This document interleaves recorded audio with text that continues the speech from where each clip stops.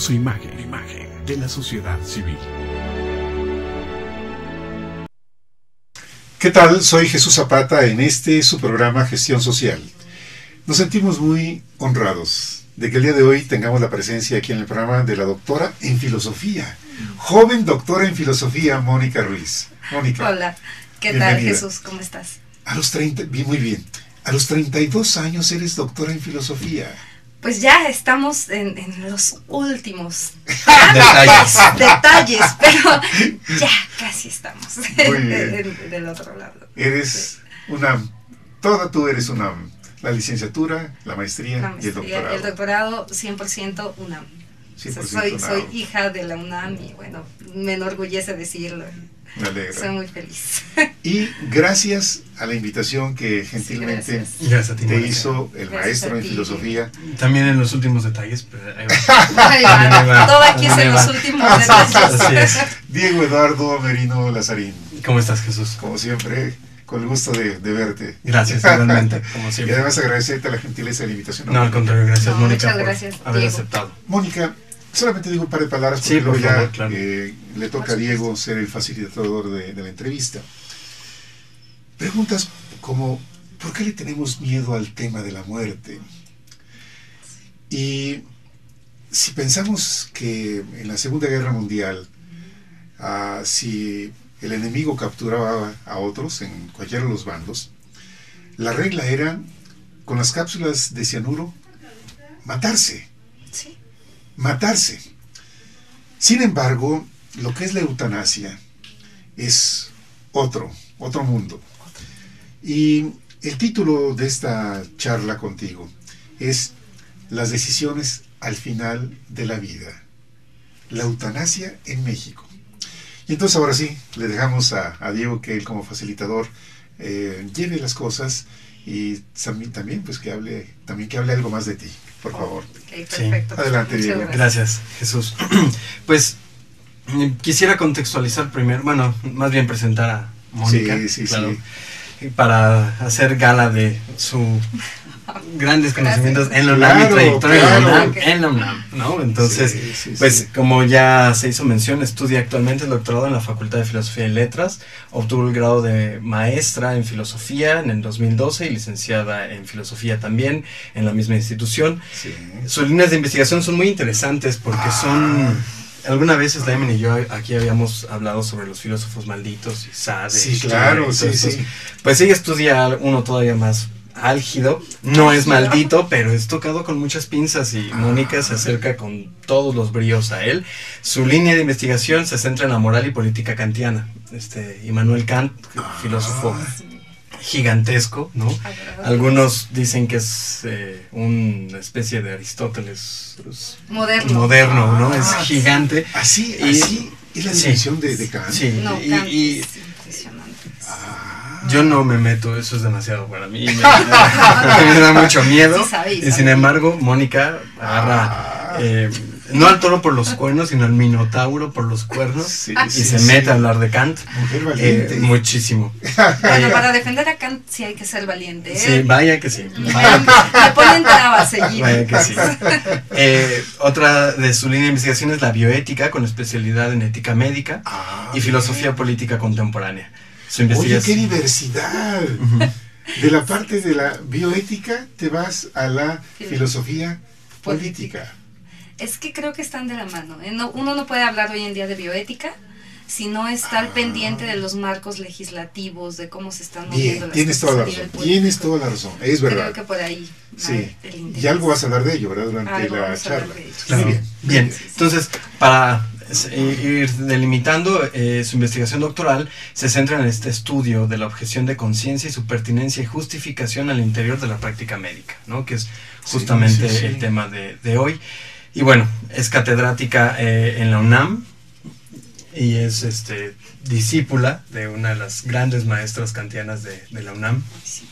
Esa es la doctora Fabiola. La doctora Fabiola Rivera. Fabiola Rivera. Rivera, perdón. Sí. Déjame decirte, es importante dar los méritos, porque claro. de repente, ¿por qué no hablamos en lo cotidiano de personajes como ella? Claro, por supuesto, creo que sí, tienes toda la razón. Es una gran kantiana que en lo personal me ha ayudado, y de hecho también mencionaré a otra doctora que en este momento me apoya, y que es uno de los, es una de las mujeres referencia obligada para hablar de eutanasia en México, que es la doctora Asunción Álvarez, y que también tengo la oportunidad de que me esté apoyando en los trabajos de investigación. Excelente, Sí. excelente. Muy Y bien. bueno, pues para terminar, un texto el que además de sus tesis, por supuesto que se pueden tener acceso a ellas en las bibliotecas de la UNAM, tiene un texto que se llama Kant y la pintura, próximo a publicarse por la Universidad Iberoamericana, y actualmente, bueno, repito, es catedrática en la UNAM y en la Universidad La Salle. Entonces, Y de otra más, ¿verdad? Y en la Ibero. Y en la Ibero, ¿no? Iberoamericana.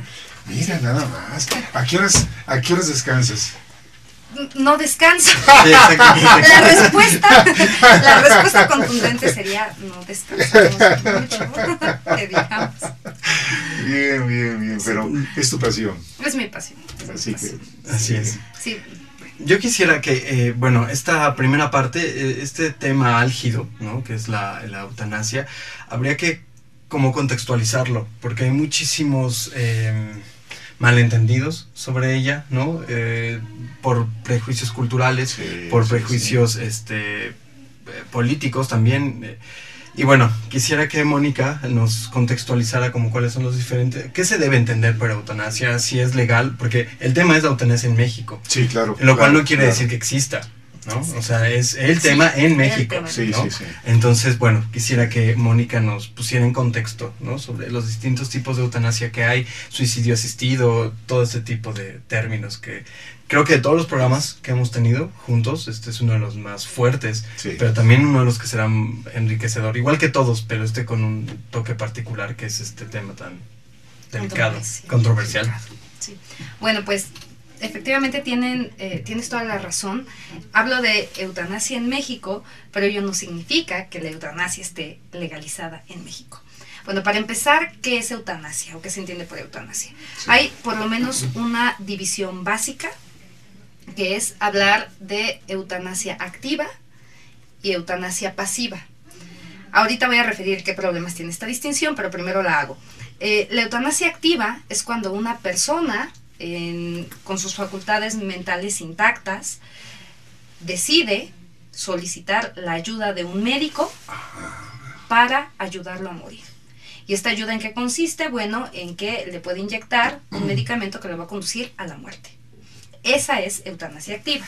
Es dolorosa esa aplicación. La apuesta de la eutanasia es que no sea dolorosa, que se trate de un procedimiento lo suficientemente eficaz y que evidentemente tenga todo el respaldo del apoyo médico, del conocimiento del médico, Sí, para que sí, sea sí. rápido, no doloroso, la persona esté consciente minutos antes a su muerte, pueda despedirse de su familia, pueda hacerlo de la manera más adecuada posible. La apuesta también, digo, esto es una apuesta porque bueno, siempre puede haber el error, pero en el ideal de la eutanasia, la persona se queda dormida y después de quedarse dormida profundamente, posteriormente llega la muerte. Sería lo que uno podría considerar una dulce Una muerte. dulce muerte, claro. Una buena dulce muerte, sí, sí, sí. Morir sí. dormido. Sí. ¿Quién de nosotros no ha imaginado en esta angustia que de repente nos surge a los seres humanos de, bueno, ¿y cómo será mi muerte? Porque Claro. en algún momento todos nos lo preguntamos. Sí. Ese es uno de los ideales de la Mira, muerte. ¿cuántos Esa es la casos hay de perspectiva. personas que pasan meses o años con gravísimos problemas de salud, dolorosos, Dolorosos, sí, realmente. dolorosos, hasta que llega el final? Pero antes, todo ese proceso, qué difícil para la persona que lo sufre. Para la persona que lo Y sufre, la los familia, familiares, los Sí. seres queridos, son procesos complicados. Y hay enfermedades que, aparte de ser sumamente dolorosas, tardan tiempo.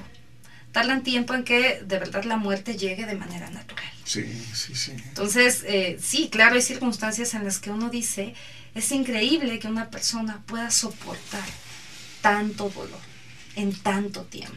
Oye, Mónica, sin embargo, le tenemos miedo los seres humanos a esto. Y hablar de eutanasia, yo creo que más. No únicamente hablar de la muerte, sino hablar de la eutanasia. ¿Qué nos puedes decir sobre eso? Esta cuestión de el miedo a la muerte Sí. es una constante. Yo creo que no hay autor que pretenda defender la eutanasia y que en algún momento no toque el tema del miedo a la muerte. Y el miedo a la muerte parece que se puede hablar de él de manera contextual. Es decir, parece que hay sociedades que le temen más a la muerte que otras, y de seguro aquí Diego nos puede decir muy bien, en Oriente la concepción de la muerte es distinta, Claro. pero en Occidente, por ejemplo, sí hay un miedo profundo, porque además la incertidumbre de lo que viene después es una de las grandes preguntas humanas. ¿Qué se sigue? ¿Cómo me comporté? ¿Cuáles van a ser las repercusiones o las consecuencias de mi vivir en este mundo? Claro. Entonces, a veces no es solo el miedo a la muerte en el sentido de cómo voy a morir. Es el miedo a la muerte por la muerte misma. Sí. O sea, ¿qué implica la muerte? ¿Voy a dejar de ser? ¿Voy a dejar de existir? ¿Qué parte de mí va a seguir? Todo ese tipo de preguntas también dependen muchísimo de nuestro contexto, la religión, la sociedad, la familia, qué tanto nos han acostumbrado a convivir con la muerte, porque ese es otro tema importante. O sea, pensemos que sociedades en la Edad Media, pues la muerte era muy cercana. La gente moría de manera, o lo que hoy llamaríamos de manera prematura. Para ellos no era prematuro, pues la calidad de vida era distinta. Una persona podía morir a los 40, 50 años y se decía ya vivió mucho. Sí, O sea, sí, ya sí. vivió varios años, cumplió su ciclo. Hoy en día decimos, bueno, la gente moría a los 40, a los 50, qué terrible. No vivía nada, ¿no? Hoy nuestra aspiración, el avance de la tecnología es Sí, sí, sí. a ver cuánto tiempo podemos vivir y lo que se pueda, ¿no? Hace poco leía solamente como una nota, está ya programado para el 2017 el primer trasplante de cabeza humana completa. ¿En dónde? Es que eso es Eso raro, ¿no? es- Porque unos dicen que es trasplante de cuerpo, otros de cabeza, habría que ver. ahí. Exacto, Pero bueno, la exacto. cosa es cambiar una cabeza. Cambiar a otro una cuerpo. cabeza. Alguien diría que es de cuerpo, porque en realidad la persona se contiene en la Ajá, cabeza, sigue claro. siendo la misma, y Entonces, entonces el lo que es trasplante es de sí. cuerpo. Como te lo ponen por lo regular en los medios de comunicación, para esta cosa un poco llamativa, a veces amarillista, es el trasplante de cabeza, pero sí, sería más bien una donación de cuerpo completo. Y se va a practicar en Italia. En Italia. Está el Es equipo. una que operación de es una 36 operación de horas, 36 20 horas. médicos. Complicadísima, porque además Muy van a complicada. tener que inducirle el coma a la Sí. persona 2 meses después de la operación. 2 meses va a tener que estar en coma, o ese es más o menos el pronóstico, y posteriormente va a poder incorporarse, no a una vida normal, porque se piensa también que tardará por lo menos 1 año en poder empezar a caminar. Claro. Es un proceso complicado. Entonces, un poco esta nota es para decir, es que nuestra apuesta es la vida. Claro. Conseguir tener más tiempo de vida a toda costa. Y esto solo puede ser con el pavor que le tenemos a la muerte. Y si me permites, hay muchas excepciones que no nos va a alcanzar un programa, Sí, pero claro, no importa, claro, vamos a claro, explotar lo más posible. No, explota. Mónica dice, este es la apuesta por seguir viviendo, ¿no? Este chico que se va a someter a esta operación, él tiene un problema en el que no se puede mover. Yo me atrevería a decir, en un momento dado, es apuesta por la vida y también por una calidad de vida, lo que nos lleva a una calidad de muerte también, ¿no? O sea, una ¿Qué edad tiene este calidad de chico? muerte. Porque Desconozco Vein- la edad, no sé. No pasa de los 35, no pasa de los No 30. es alguien grande, sí, no. Pero es una enfermedad que crece en los huesos, pero no los músculos. Entonces él desde que está chiquito ha tenido problemas, ¿no? Claro, Entonces, claro. ahora Algún que tipo se de le distrofia. sí, Ujú. y ahora que se le presenta la situación, pues él dice yo me apunto, ¿no? Pero esta calidad de vida, bueno, nos lleva a una calidad de muerte también. Por supuesto, no necesariamente se asocian. Y Ujú, parece ok. que ese es parte de los dilemas intrínsecos, porque un poco lo que preguntabas, ¿por qué nos cuesta hablar de eutanasia? Si fuera tan directo este paso de deseamos calidad de vida, entonces podemos hablar de calidad de muerte, pero Claro. parece que a veces no lo asociamos así. Ok. Queremos la calidad de vida, queremos tiempo de vida, y no necesariamente nos sentamos a pensar en la calidad de la muerte que queremos. Y esto de nuevo creo que se relaciona con el miedo a enfrentarlo. Prefiero poner a mi disposición todos los mecanismos, todos los medios para alargar la vida y no pensar en este otro lado que parece ser el lado negativo, ¿no? De pensar mi muerte. Ello no significa que la gente no lo piense o no nos interesa, pero de eso a volverlo un tema que se platique en las conversaciones familiares, que yo con toda confianza le pueda manifestar a mi hijo, oye, si yo estuviera en determinadas condiciones me gustaría, se vuelve complicado. Sí, se vuelve complicado. complicado. Sí. Ahora, Mónica, quisiera ver si nos podías terminar de contextualizar esta eutanasia pasiva, suicidio asistido, y también una diferenciación que creo que es delicada, que es a veces uno de los prejuicios es que lo están matando o lo están asesinando. Sí. ¿Qué tanto estos términos podemos tomarlos en un contexto como este? Me parece a veces un poco fuera de lugar, pero bueno. Sí, bueno, primero las distinciones, que sí tienes razón, son muy importantes. La primera que describí es la eutanasia activa, no es legal en México, no es legal. Sin embargo, lo que sí es legal en México es lo que se ha acostumbrado a llamar eutanasia pasiva u ortotanasia. La ortotanasia o eutanasia pasiva implica la suspensión de tratamientos, la suspensión de medicamentos o incluso de los soportes que pueden estar ayudando a la persona a mantenerse con vida. Hay toda una discusión porque hay quien asegura que dentro de dejar a la persona sin tratamiento, sin medicamento, tal vez también se debería de incluir, por ejemplo, suspender la hidratación o suspender el alimento. Esta es toda una discusión porque hay quien no está de acuerdo. Quien dice, bueno, una cosa es suspender el medicamento, pero sigue dándole agua y entonces que la muerte llegue de manera natural. Pero también es complejo porque depende de qué tipo de enfermedad se manifiesta, depende de muchas cosas. Entonces, sí. Ese es un tema abierto. Pero lo importante de esta distinción es comprender que no se lleva a cabo ningún procedimiento para acabar con la vida de la persona. Lo único que se hace es dejar de No hay asistir. aplicación sino abstención. Hay abstención, exactamente. La apuesta es que la muerte llega de manera natural, en este sentido. Este tipo de eutanasia pasiva u ortotanasia, insisto, está legalizado en México no en México específicamente, en el DF, por la Ley de Voluntad Anticipada. Desde el 2007, las personas pueden elegir en qué momento ser desconectadas. Ahora, ¿tiene sus problemas? Sí. Los familiares a veces no están de acuerdo, entonces, bueno, ¿cómo vamos a gestionar aquí las posibilidades para que de verdad se cumpla la petición de la persona? Ahora, en esta me decías, en su momento, perdón que te interrumpa, que la Iglesia Católica no lo sataniza, sino que tiene una visión propicia. Sí. De hecho, es muy interesante, la Iglesia Católica apoya la ortotanasia y tiene que ver con una cuestión muy interesante. Por lo regular se habla de evitar el encarnizamiento médico.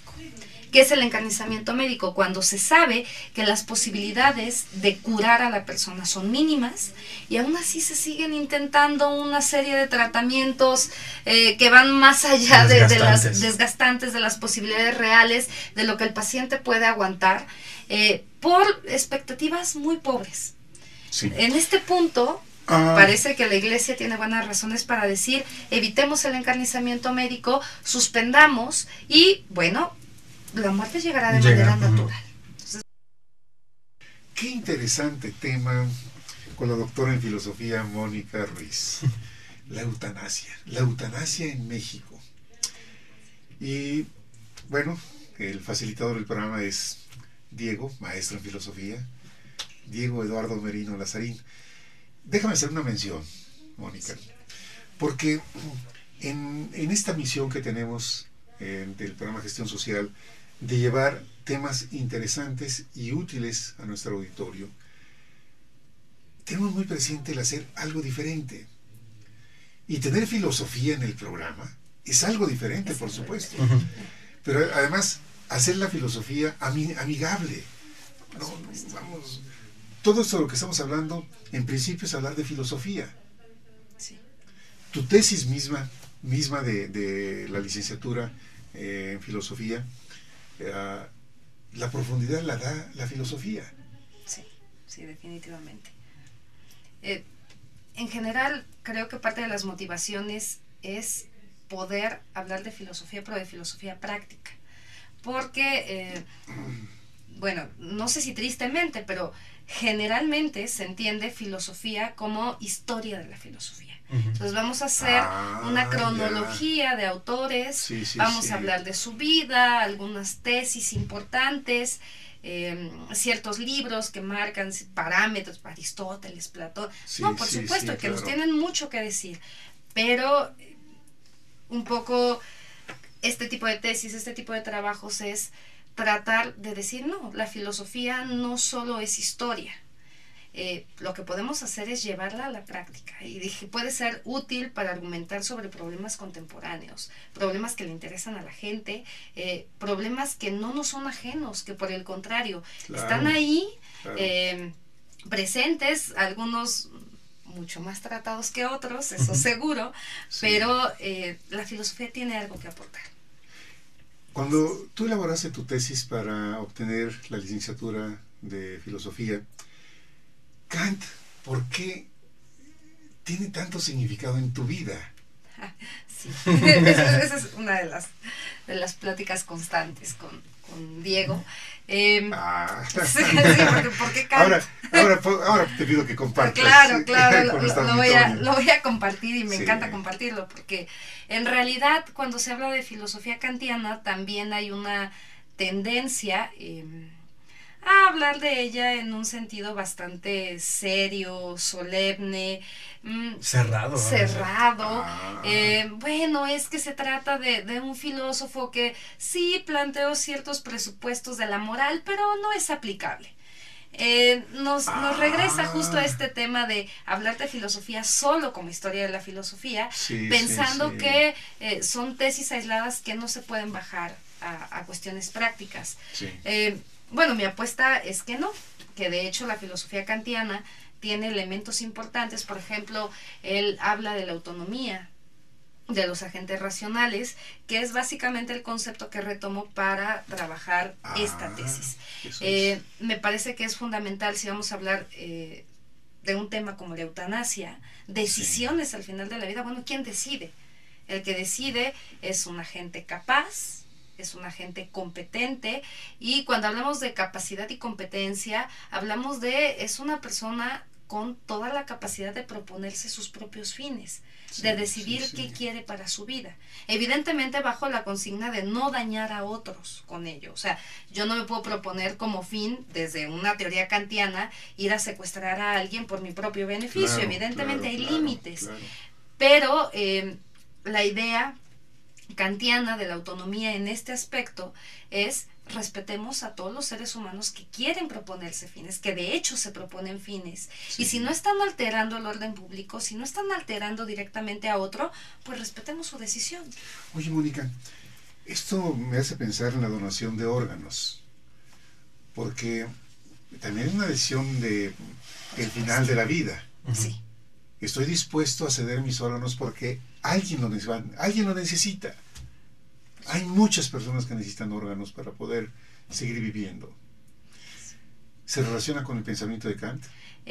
No se relaciona, porque en realidad Kant en su filosofía habla del suicidio, no habla bien del suicidio, pero en realidad el suicidio no es equivalente a la eutanasia, ni al suicidio asistido. Él está pensando en el suicidio con algo que él denomina amor propio, que no es otra cosa que egoísmo. O sea, por ejemplo, él va a argumentar muchísimo en contra del suicidio de una persona que solo porque siente malestar en la vida por alguna circunstancia aislada decide acortar su vida. Este tema es especialmente complicado. Yo no entro como en la discusión, porque lo único que pretendo es utilizar lo que considero sí me sirve de Kant para analizar el tema de la eutanasia y del suicidio asistido, que claramente no son un tipo de suicidio normal al que estaríamos acostumbrados. No es una persona que por azares de la vida decide acortar su vida por algún malestar. Esto es específicamente médico,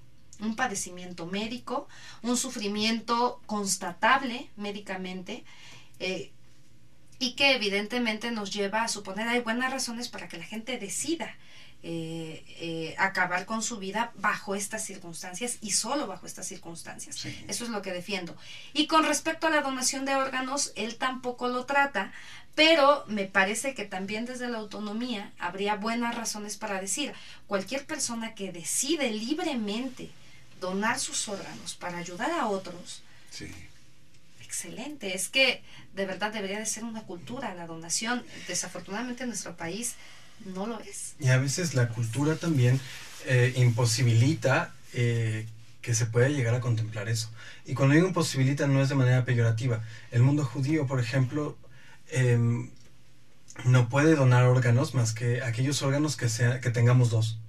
Porque cuando llegue el Mesías y entonces todos regresen, ¿cómo vas a hacer para funcionar si no tienes ninguno de los dos riñones? Si tienes dos, bueno, dona uno. Por supuesto. Pero no se puede donar aquello que solo sea una cosa, ¿no?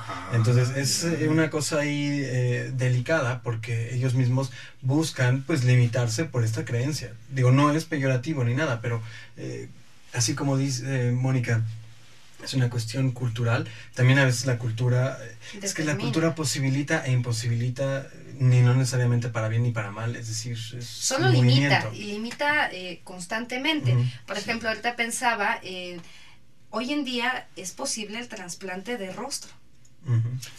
De rostro, entonces hablar de un trasplante de rostro con todo lo que implica, evidentemente, que una persona se preste a ser donador del rostro. Hoy prácticamente buena parte de nuestros órganos son susceptibles de ser donados, pero que tanto mis creencias o mis convicciones, Claro. incluso a veces ni siquiera es el sujeto que sería el potencial donador, es la familia alrededor, que tanto Sí, sí, estoy sí. dispuesto a donar los órganos de mi ser querido. Hay casos y casos muy interesantes de personas que en vida manifiestan donar lo que se pueda, todo lo que sea posible, yo lo dono. Pero una vez que fallecen, los familiares dicen, ¿cómo gestionamos eso? Porque, claro, también está el dolor de la familia, es importante, no podemos reducirlo a, bueno, pues, me están respetando la decisión, cuando es una situación complicada, la muerte Sí, de no sí, sé qué. sí, sí. Sí, es muy interesante el tema también. Pues sí. Yo quisiera, Mónica, que retomáramos esta segunda parte de eutanasia pasiva, Sí. suicidio asistido, y algo que me parece importante porque creo que de ahí parte mucho el problema cultural es si estamos hablando de matar a alguien o incluso asesinar a alguien, ¿no? Sí. En este tipo de métodos.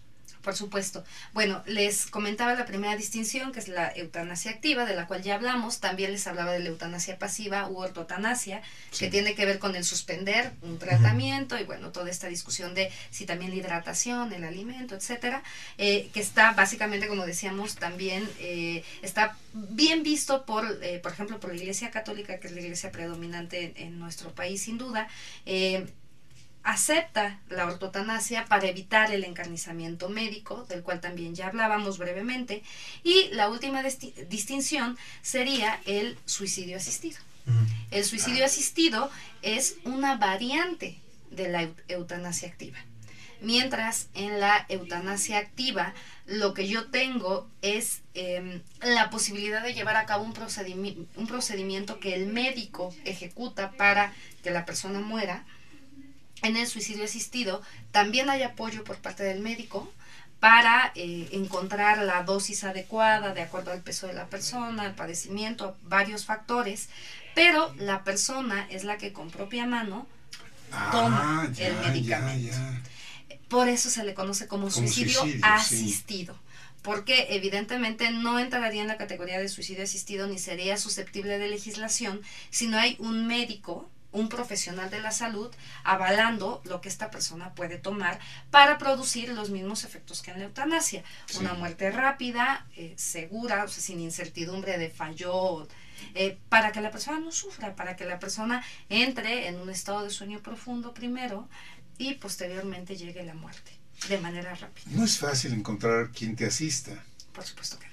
Y No. menos cuando no está legalizado, porque Sí. claro, estamos hablando de una criminalización del acto. Evidentemente, en un país donde no está legalizada ni la eutanasia activa ni el suicidio asistido, como es México, pues la realidad es que hay doctores que lo llegan a practicar, pero evidentemente lo tienen que hacer de lado. Totalmente. No, vamos, es tomar un riesgo terrible, Sí, ¿no? terrible. Hasta terrible. que se legisle. A propósito de legislación, Mónica, ¿tienes tú alguna referencia, así como ha habido otros temas, básicamente aquí en la Ciudad de México, como el matrimonio Homoparental. ¿de qué? Homoparental de personas Homoparental, homosexuales? sí. Y también la cuestión del aborto? ¿Qué sabes? ¿Qué información tienes? ¿Qué experiencia tienes respecto de la eutanasia en cuanto que los legisladores estén considerando ese tema para llevarlo a la Cámara? Mira, sí hay propuestas, o sea, sí se ha tratado. De hecho, estoy tratando de pensar el mes, no lo recuerdo, pero justo el año pasado se hablaba de la posibilidad de la eutanasia activa.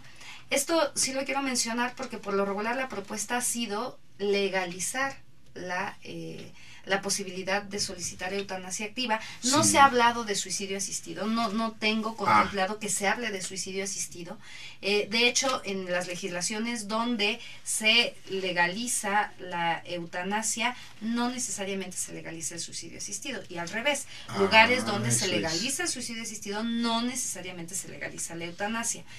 Ahorita podemos considerar ¿por qué? O sea, ¿cuáles serían las diferencias si parece que son variantes de un mismo procedimiento? Pero en México, sí, un poco lo que comentaba hace rato, el PRD ha lanzado propuestas, pero no han tenido mucho eco. O sea, a diferencia del aborto, que se trabajó mucho más en la asamblea hasta poder concretar la ley, en realidad la eutanasia no es un tema que se encuentre, digamos, en la agenda pública activa. Sí, Las sí. razones no sabría con exactitud, pero puedo considerar por lo menos una. Alguna vez lo planteaba con mis alumnos, bueno, ¿por qué ustedes creen? O sea, ¿cuáles serían las razones por las cuales algo como la legalización del aborto se maneja de manera pues, más o menos exitosa y no así la eutanasia? Y me llamaba la atención la respuesta de varios de mis alumnos, porque fue una constante que encontré y fue muy interesante. Ellos decían, bueno, lo que pasa es que el tema de la muerte a lo mejor no es una cuestión de problema de salud pública. En cambio el aborto sí. El tema del aborto es interesante, decían ellos, porque le genera al Estado gastos. Que las mujeres tengan que ir a clínicas clandestinas, los efectos que tienen ese tipo de abortos, Sí. son riesgosos, son muy riesgosos, le cuestan al Estado porque, digamos, ellos tienen que subsanar los errores de abortos mal practicados, Sí. también las tasas de natalidad, la sobrepoblación, bueno, pues a lo mejor nos impactan de manera directa.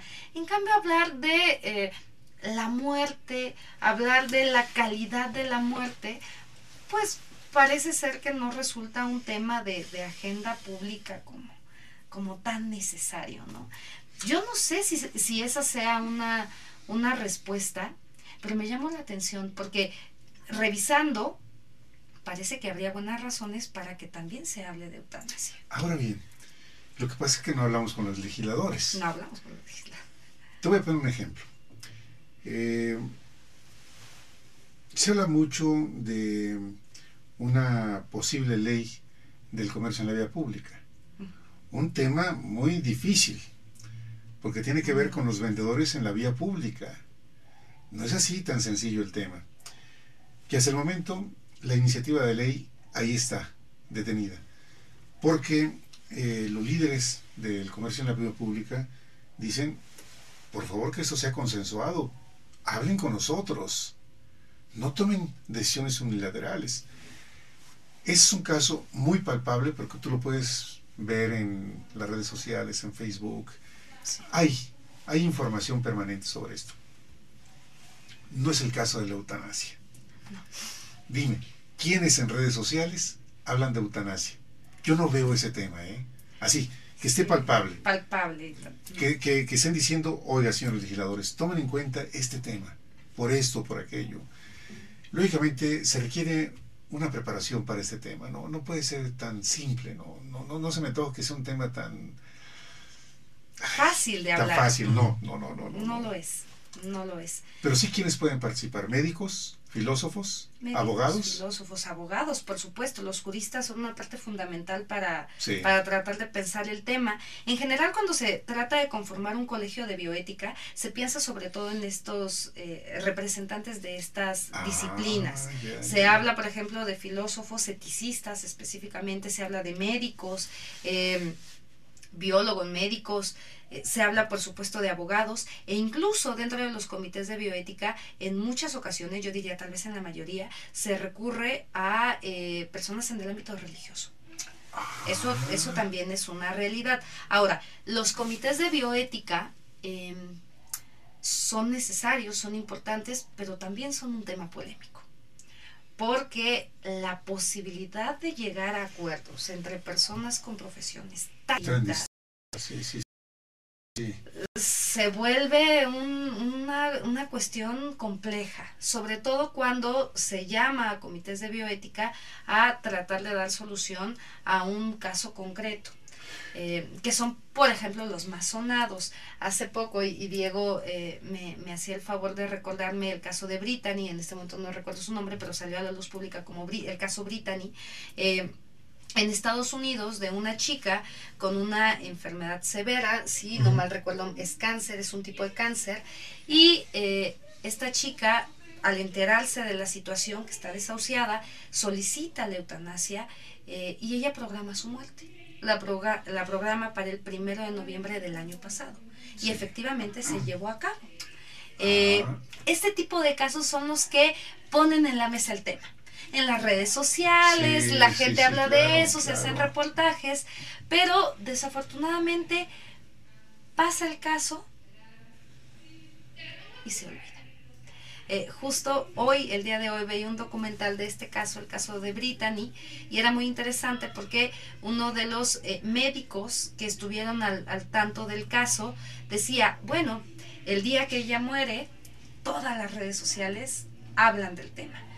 Pero la misma semana son las elecciones, no recuerdo en qué parte de Estados Unidos, y entonces la gente empieza a hablar de eso y el tema se olvida. Claro. Ya nadie vuelve a hablar del caso Brittany. Entonces esa es una constante. ¿Pero está en YouTube? ¿Dónde está en YouTube. En YouTube ustedes pueden buscar el caso de Brittany. De hecho aparece como con estas frases, la chica que decide morir el 1 de noviembre, o solicitud de eutanasia activa, y así varios casos. El caso de Terri Schiavo, una chica que también por un accidente cae en estado vegetativo persistente, los padres se niegan a que sea desconectada, el marido apoya la desconexión diciendo, ella cuando estaba con vida, en algún momento me manifestó querer vivir en estado vegetativo persistente, no querer vivir en una situación así. Y bueno, fue una lucha de muchísimo tiempo, de varios años,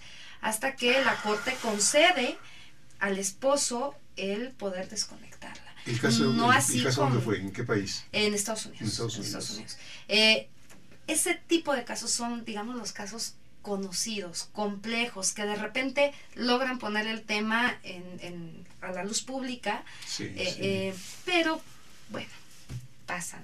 Cuando hablas de comités de bioética, ¿dónde están esos comités o este comité dónde está? Ya, no hay un solo comité de bioética, los hospitales pueden formar sus propios comités de bioética. Hay esfuerzos, por ejemplo, en la Universidad Nacional Autónoma de México, hay que un grupo, digamos, de especialistas en estos temas, en distintos temas en el ámbito de la bioética, no solamente la eutanasia, que sería uno de los temas dentro de la bioética, y hacen un esfuerzo por hacer propuestas continuas. Es el Colegio de Bioética, y tratan de poner en la mesa distintos temas, desde maltrato animal hasta cuestiones del aborto, donación de órganos, reproducción asistida, muchísimos temas. Pero ellos lo declaran y lo declaran abiertamente, es que no es fácil llegar a las cámaras, no es fácil poner estos temas a discusión. A veces a la gente le cuesta hablar de estos temas porque también repercuten en convicciones profundas, fibras sensibles, creencias religiosas. Es difícil. Oye, Mónica, ya hay libros de bioética. Sí, hay muchos libros. O sea, en español, inclusive son a veces textos que llegan a tenerse, si no como materia, pero sí de profesores que se interesan en ello y le piden a los alumnos que estudien bioética. Y sí, también hay materias. ¿Hay materias? Hay materias de bioética. Sí. ¿A nivel de qué? ¿De preparatoria? No, universitaria también. Universitarias. De hecho, ahorita tengo la fortuna de impartir un curso de bioética y salud, justamente. Bien. Pero sí lo hay, pero es poco. No me atrevería a decir que es como una materia obligatoria. Por lo regular se imparte como una materia optativa eso es. Para ciertas carreras. Sí. Sin embargo, parece que debería, bueno, a mí me encantan estos temas y a lo mejor por eso lo promociono, pero considero que debería de ser obligatoria, por lo menos a nivel preparatoria, porque de verdad son cuestiones de impacto social. Claro. Y también son importantes para el individuo. Cuando a los chicos les hablas de aborto, decisiones al final de la vida, maltrato animal, homosexualidad, o sea, realmente son temas importantes para ellos. No estás hablando de cosas que no les impacten, pero a veces es difícil hablarlas. Claro. Oye, Mónica, el bullying, ¿dónde entra el bullying? ¿En todo esto de bioética entra el tema? Fíjate que no me parece que sea un tema central. Sin embargo, de manera indirecta, de algún modo entra. Y entra porque en este tipo de temas, algo que se da es la discriminación. De manera activa, constante. Y la discriminación no es una forma, o yo diría, pues es una forma de bullying. Es una forma de agredir al otro, de hacerlo menos, de limitar su campo de acción. Entonces, en ese sentido, creo que sí, cuando una persona quiere expresar a lo mejor su deseo de elegir su propia muerte o expresar sus preferencias sexuales, expresar, bueno, a lo mejor tengo, por ejemplo, chicas jóvenes que de repente han manifestado, bueno, es que yo me practiqué un aborto, pero no lo voy a decir frente a mis compañeros. Y no lo voy a decir frente a mis compañeros, o sea, quiero que usted me recomiende a lo mejor algún libro, lo que sea, pero no lo voy a decir en frente de mis compañeros precisamente para evitar las burlas, para evitar el bullying, para evitar el señalamiento social, el estigma. El bullying ha llevado a casos de niños que mueren por los golpes dados por otros. O que se suicidan. O que se suicidan, es cierto, o que se suicidan. Entonces, por eso me llama la atención de decir, bueno, ¿y el bullying dónde andará en todo esto, no? No, sí, yo creo que es una constante. Y no solo en el ámbito de la bioética, desafortunadamente en muchos ámbitos. Pero aquí por temas tan sensibles, ser víctima de un estigma social, de una etiqueta, mira, es que ella ya confesó que tuvo un aborto, mira, es que él ya confesó tener ciertas preferencias, que todo ese tipo de cosas llevan necesariamente a actos de bullying, de discriminación, de violencia, y por supuesto es que es grave que las personas que sobre todo en los adolescentes estén en las tasas más altas de suicidio. No es gratuito, ¿no? A ver, tiene que ver con ¿qué eso. dijiste ahorita? Entre los adolescentes están las tasas más altas de suicidio. ¿En México? ¿Los jóvenes? En México. Entonces, Oye, eso uno sí tendría claro. que pensar, ¿por qué? O sea, ¿por qué tantos jovencitos en edad, digamos, en una edad vulnerable a este tipo de acoso, discriminación, estigmatización, terminan suicidándose, ¿no? Sí, creo que sí va ligado. Por lo regular el tema de la eutanasia no atañe tanto a la juventud, porque es difícil que un joven tenga la proyección. Les llama mucho la atención cuando se trata de casos, por ejemplo, de jóvenes que por algún accidente llegan a estar con un padecimiento tal que tienen que enfrentar este tipo de decisión, pero por lo regular lo asumen como, bueno, esto a mí falta mucho, ¿no? Claro. Lo ven más por el lado de sí, lo viví con mis abuelos o lo viví con algún familiar, Claro. pero no es un tema que les impacte tanto, no las decisiones al final de la vida, Claro. sí otros temas en el ámbito de la bioética. Mira, los casos, por ejemplo, de personas en estado de coma por años. Por años. Qué duro. Todos alrededor de ese paciente, el sufrimiento diario, constante, Sí. y de no tomar una decisión. Sí, incluso de no tener todas las herramientas para tomar la Sí, decisión. sí, sí, sí. O sea, por ejemplo, hay una gran cantidad de variables para determinar la inconsciencia de una persona. O sea, no es tan sencillo.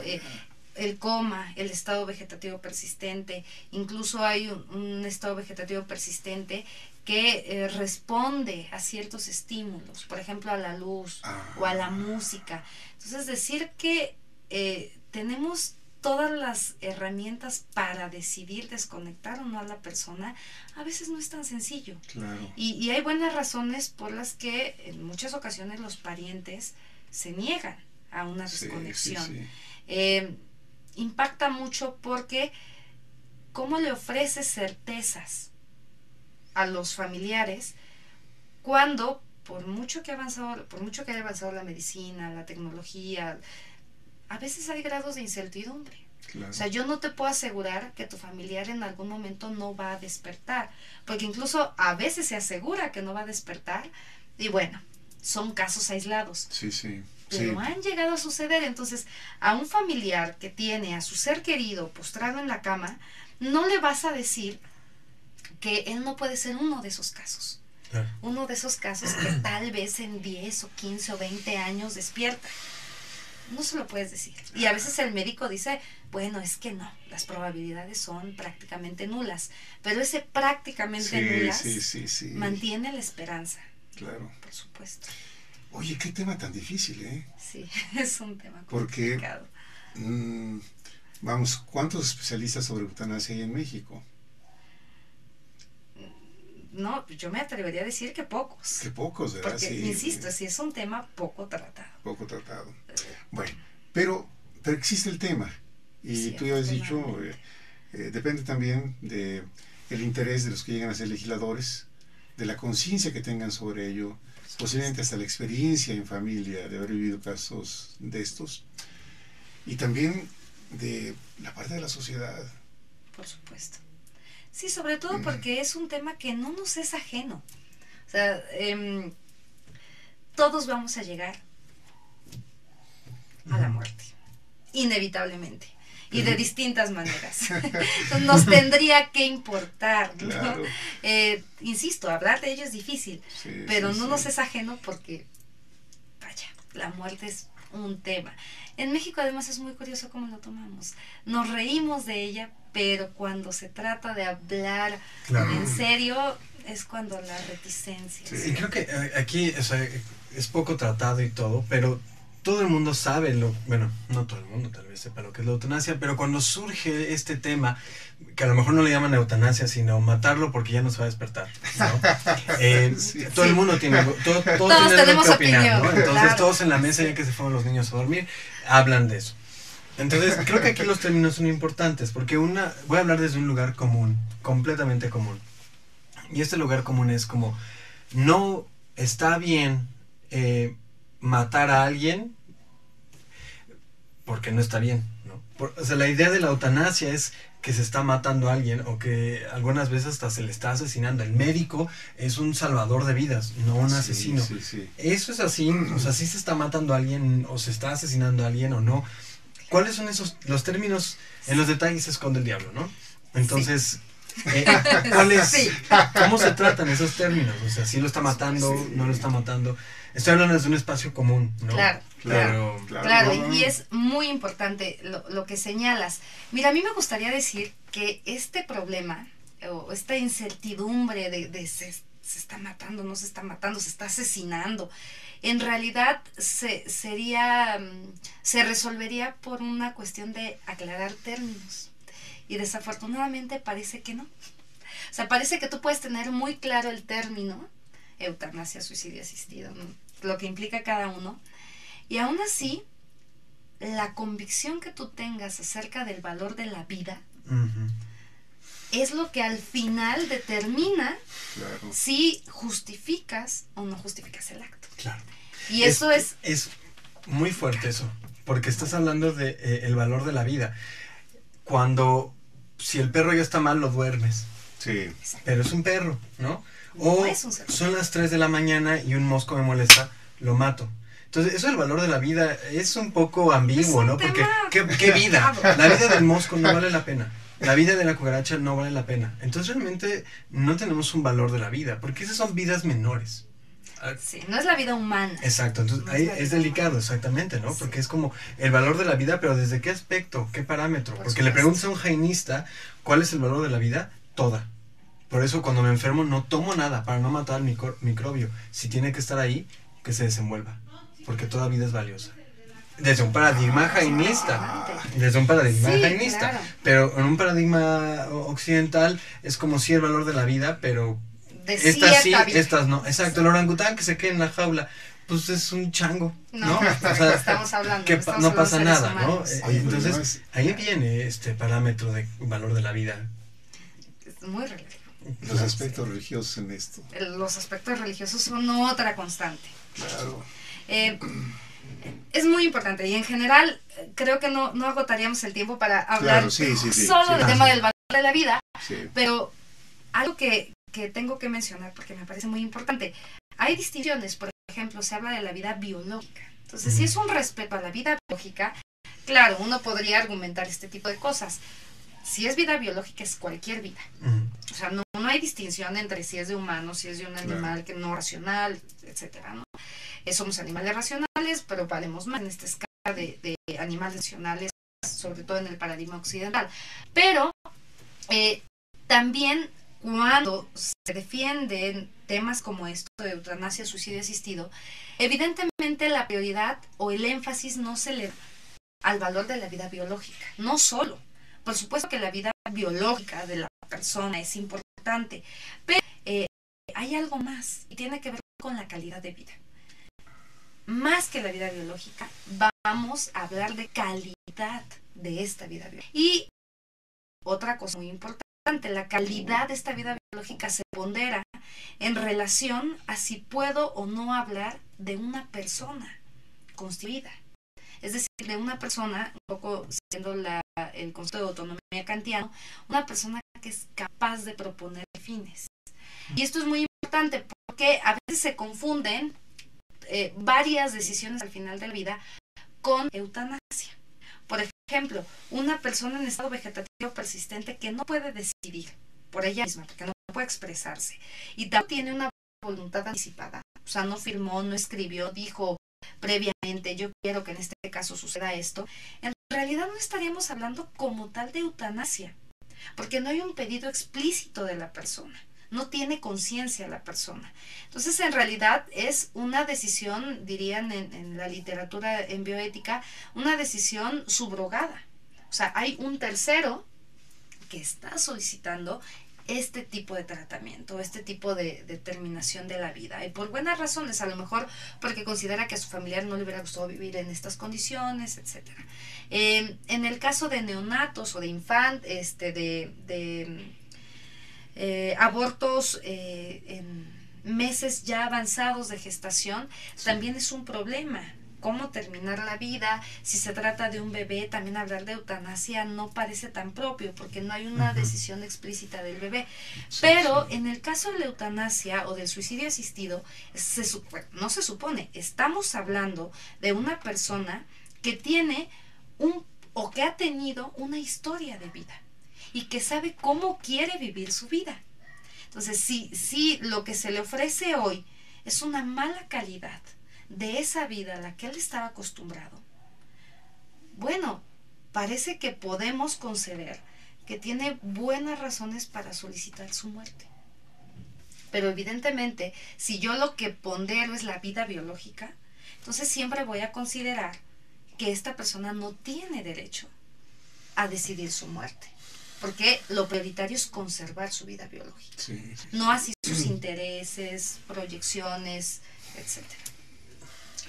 Oye, Diego, los filósofos nos meten unos temas. Sí, una alumna me decía, es que la filosofía nos saca como ronchas, y digo, pero no sientes rico cuando te rascas. Entonces, ronchas, pero es que rascas, es placentero. Sí. Que se Esperemos sienta que rico, placentero. porque sí, no, si no la filosofía anda muy perdida.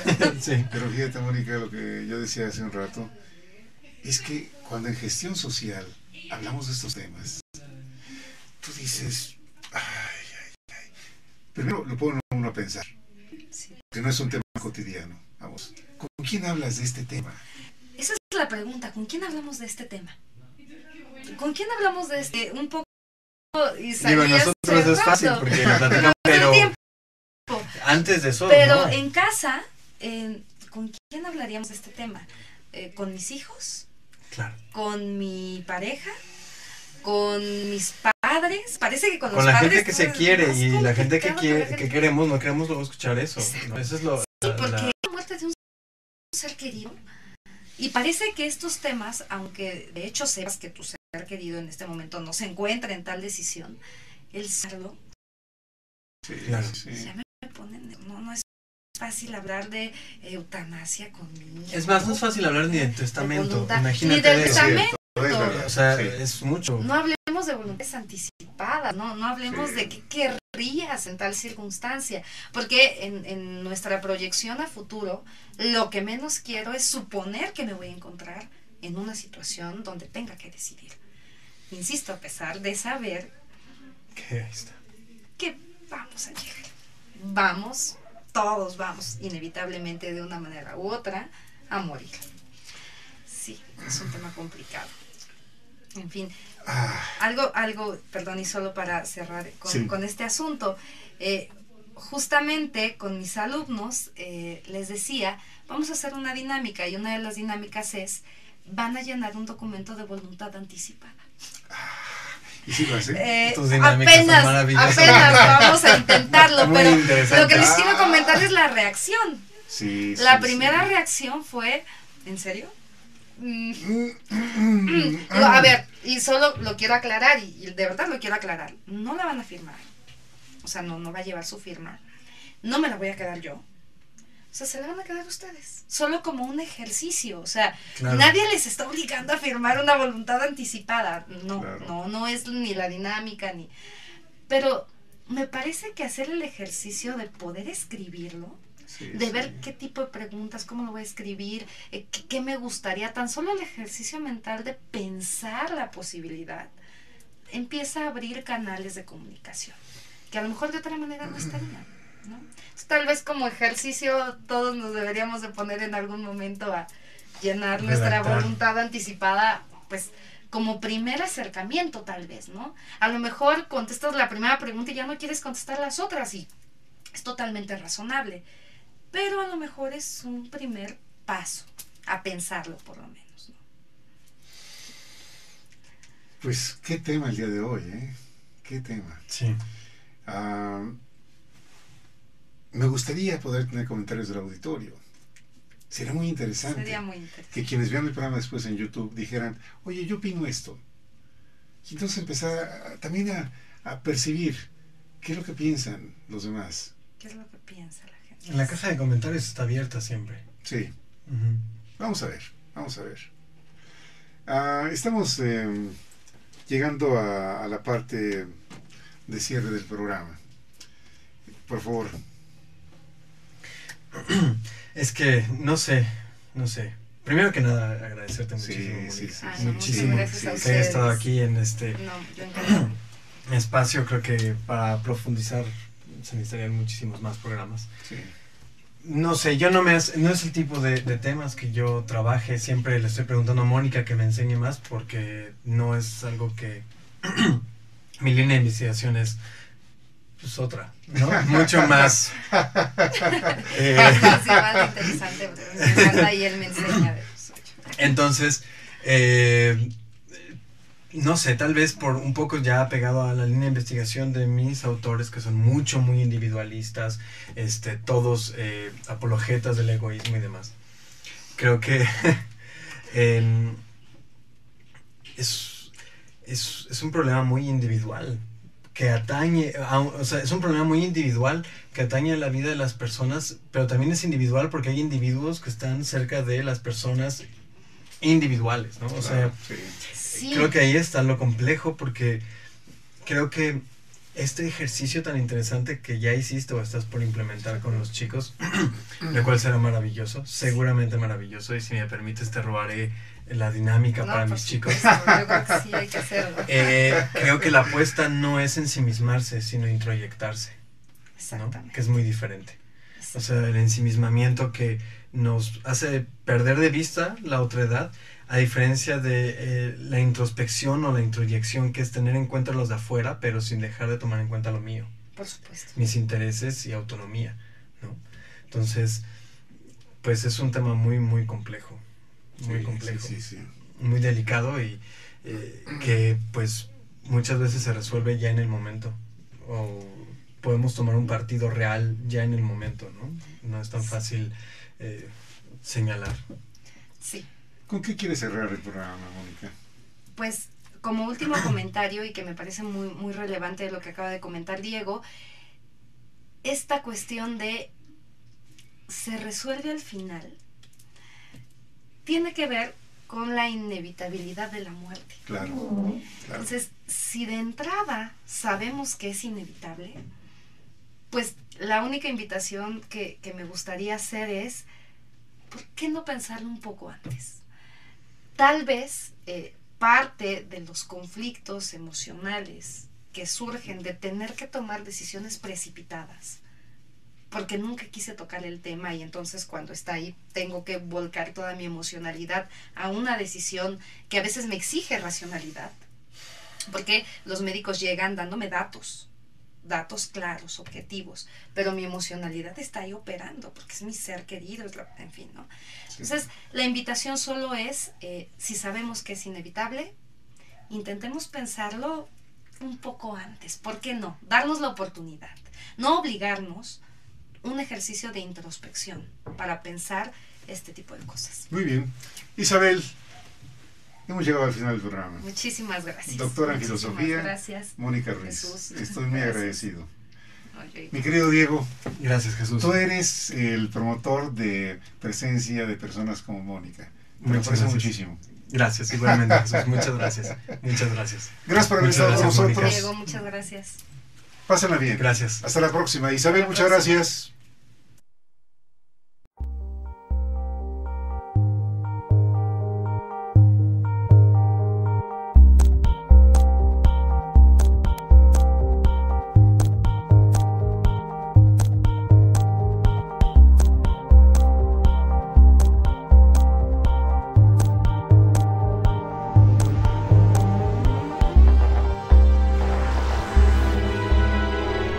Canal Patrio, voz e imagen de la sociedad civil.